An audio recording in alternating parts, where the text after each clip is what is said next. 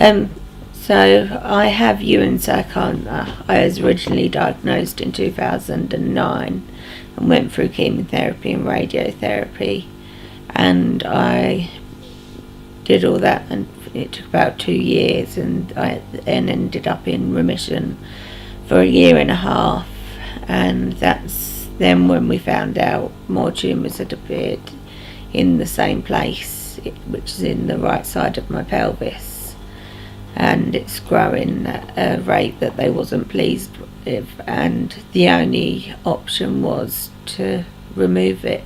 They tried 3 different types of chemotherapy and it wasn't budging. It had almost become immune to the different drugs, so it was have your leg off or die, and dying wasn't an option, and that was meant to happen and then have chemo and then hopefully become in remission again.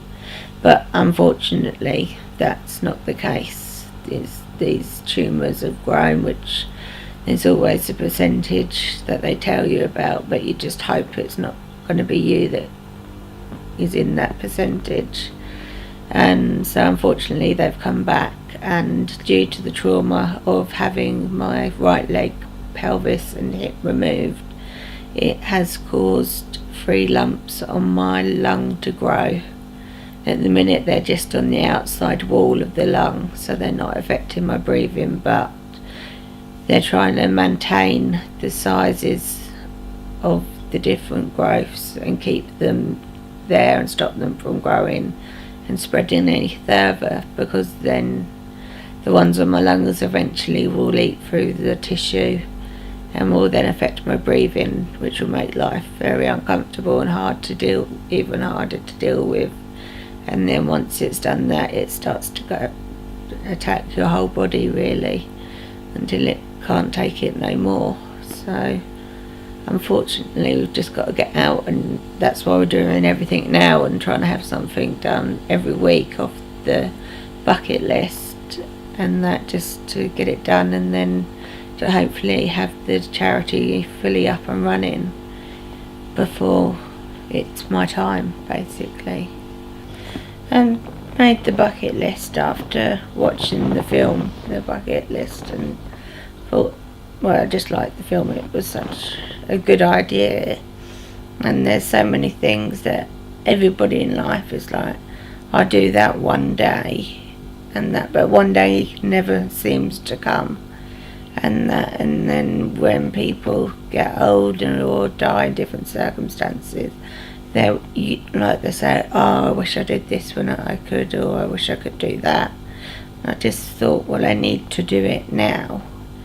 And I think I made the bucket list before I found out I was terminal, but I knew I'd relapsed and didn't think everything was going to run as smoothly as it did the first time.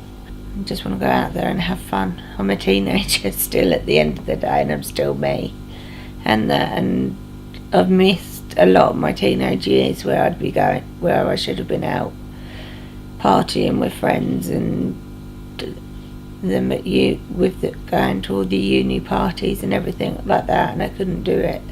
So I thought now is the best time to make sure I go out and do everything that I've always wanted and wished I could do.